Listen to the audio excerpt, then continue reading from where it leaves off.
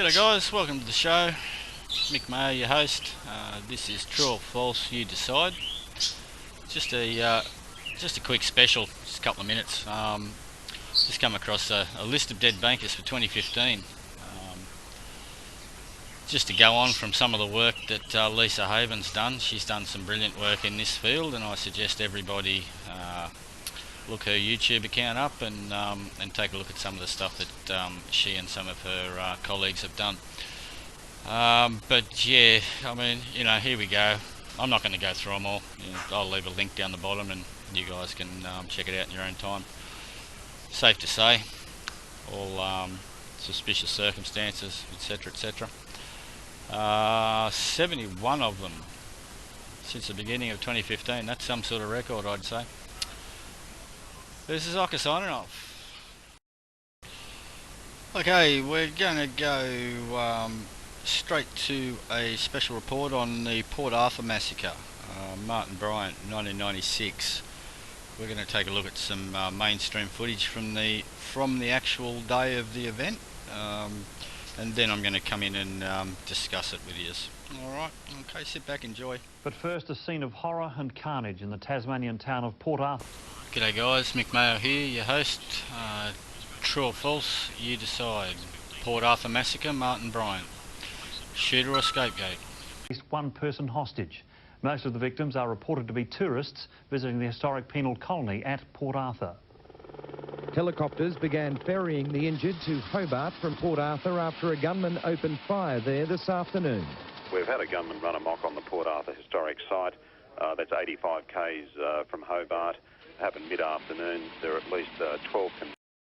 Just even there, you can hear the rehearsed nature of the chap making this statement. Confirmed dead, if not 22.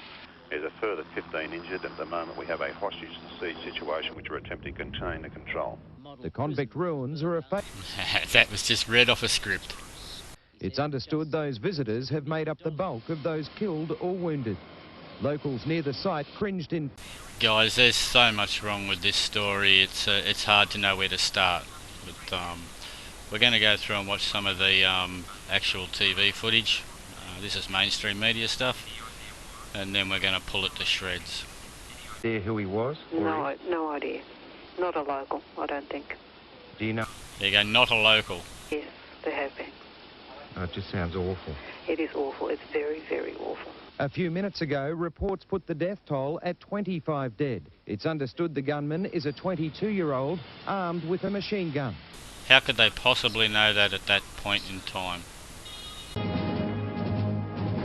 Shockwaves around the world as the toll from the Port Arthur Massacre climbs.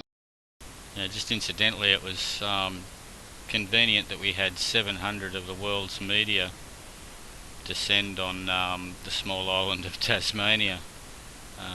Just so happened to be on the weekend that the Martin Bryant massacre took place.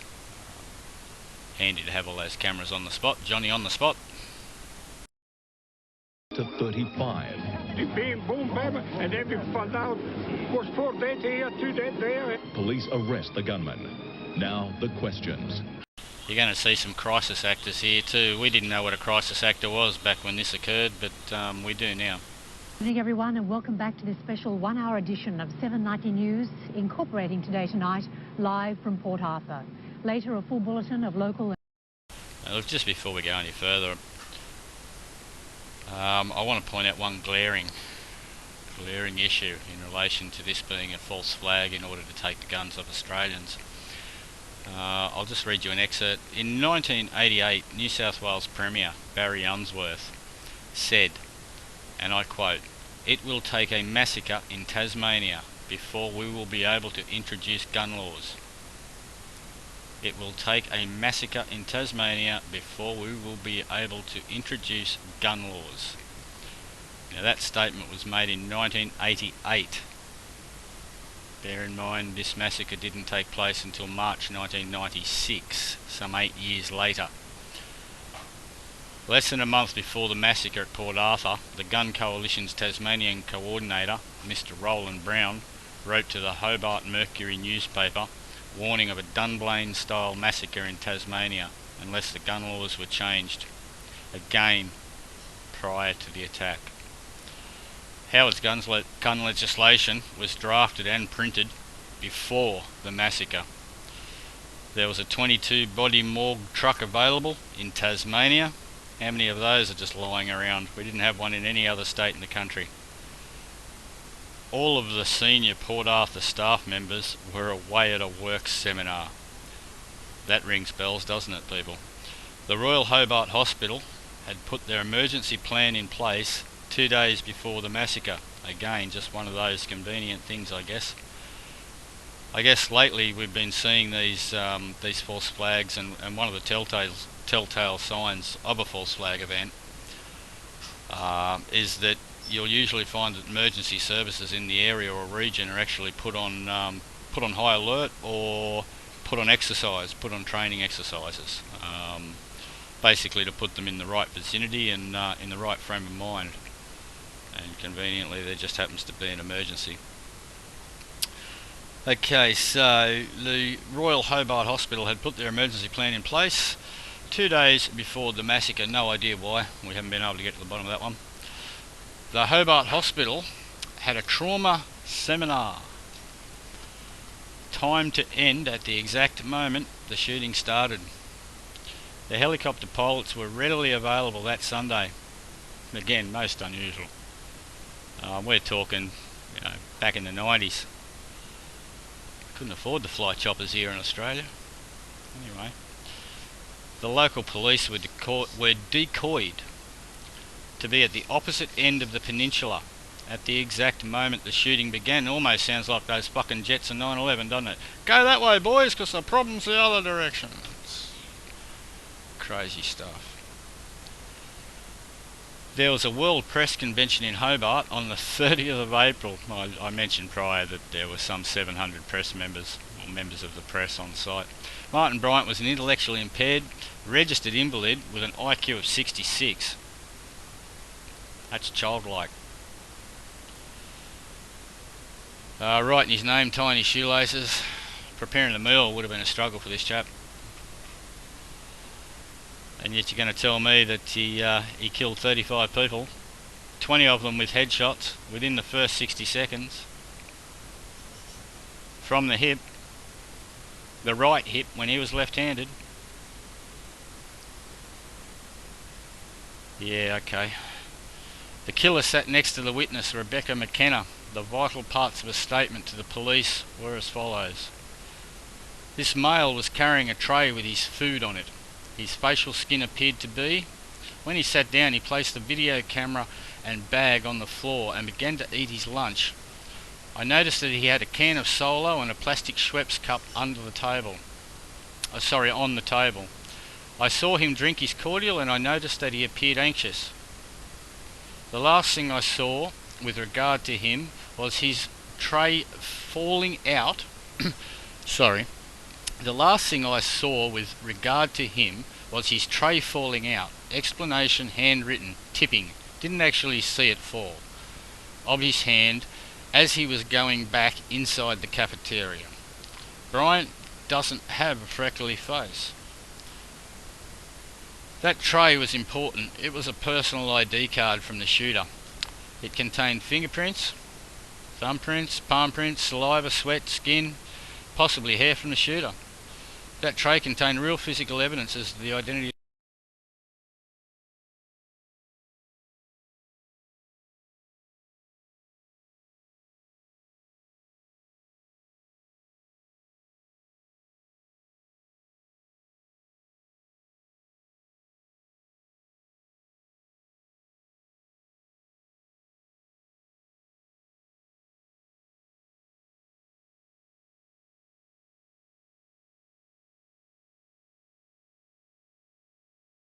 World News with Anne Forward. But first, no words can express the horror and disbelief in this little Tasmanian tourist centre tonight. Port Arthur has become a town of crisis, of wounded crowded into hospitals, of police desperately... This pair, with their prepared speeches. Tragedy. Less than 36 hours after the gunman went on an indiscriminate rampage, the death toll... We're going to take a look at all these characters and how their careers took a noticeable thrust up the ladder, if that's the way you want to put it, post Port Arthur. These guys were all in on it. The historic penal settlement began without warning.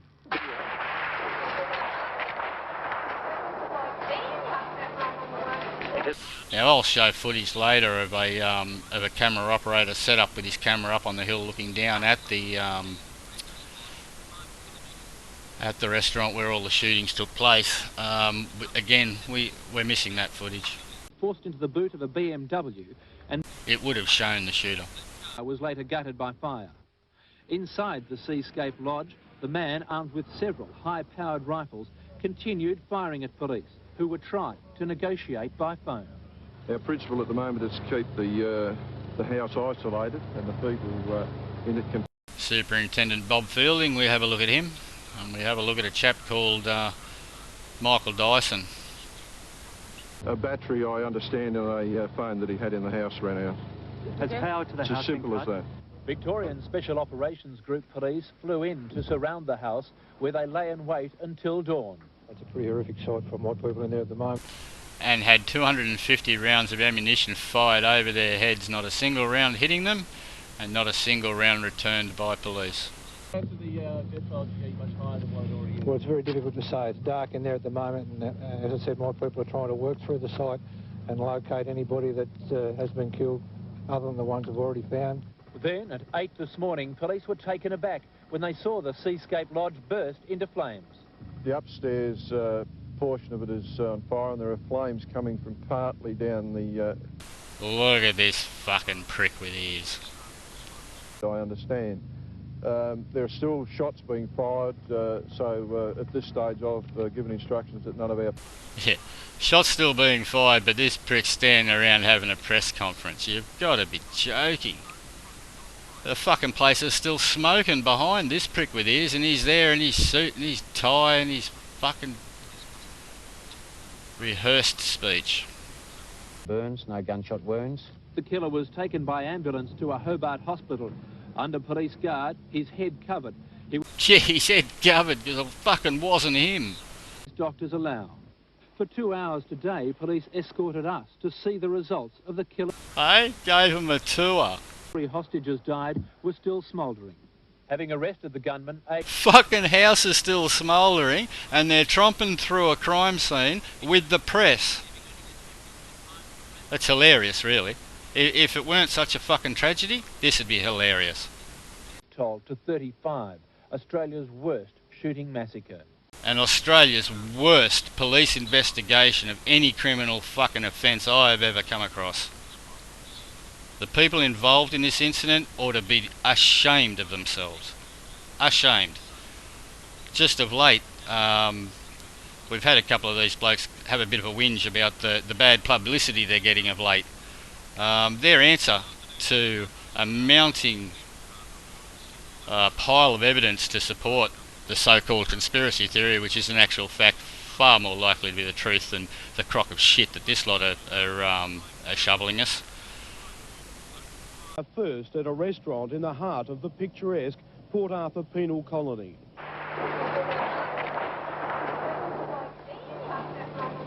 You heard the gunshots? 21st terrifying minutes. Some didn't even flee, thinking the shots were part of the Sunday afternoon show. We thought the site must have been... Yeah, anyway, getting back to that earlier point, basically it's a bit like the moon landing thing, you know, where there's a mountain of evidence to suggest that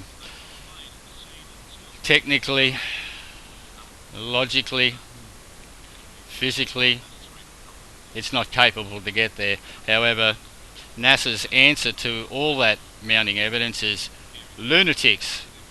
They're crazy. Well, I'm sorry, that's not an argument.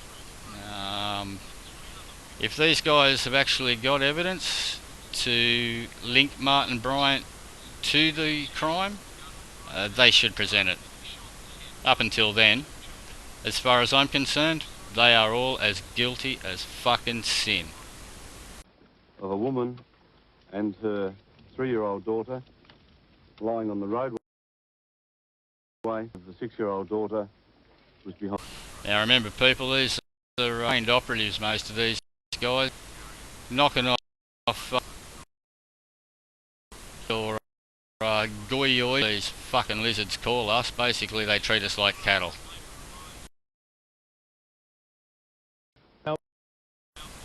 You know, they're act great. And trying to... It's just... Look at this prick. I've been thinking about particularly... be spilled at the toll gate marking the entrance to the park, bloodied blank spots where 4 men died, apparently shot for their BMW. And his yellow Volvo on the... Now, I'm going to put forward that it was Sergeant Dyson that stole the BMW. Everyone knows, Two people managed to get out of the cottage when it was burning. We know that for a fact. There were 3 people in the cottage. Martin Bryant, Rick, who I will put evidence forward to support the fact that Rick is actually Michael Dyson. Rick and Mick, pretty close, eh? to stay away from our windows and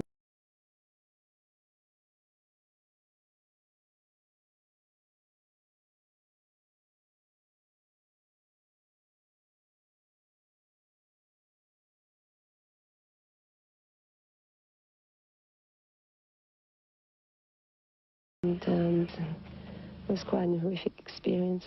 One more person would die. In Port Arthur, a woman leaving the general store shot through the front windscreen of her car. The 29-year-old gunman then drove to the Seascape bed and breakfast to play out the final chap's grisly saga. In a few... He made sandwiches and eggs for the 2 SOG officers. On helicopters attempting to rescue the injured. Making it harder to accept the carnage is the fact that there is still no motive. Oh fuck yeah, there was a motive. The government wanted Australia's guns back, and now they want the pistols that they missed out during the rifle gun back buy scheme. So guys, well, I'm not going to say it, but you know what I'm thinking. Alright, so that was the mainstream media report at the time. I'm going to take a break for just a quick sec here, and then we're going to come back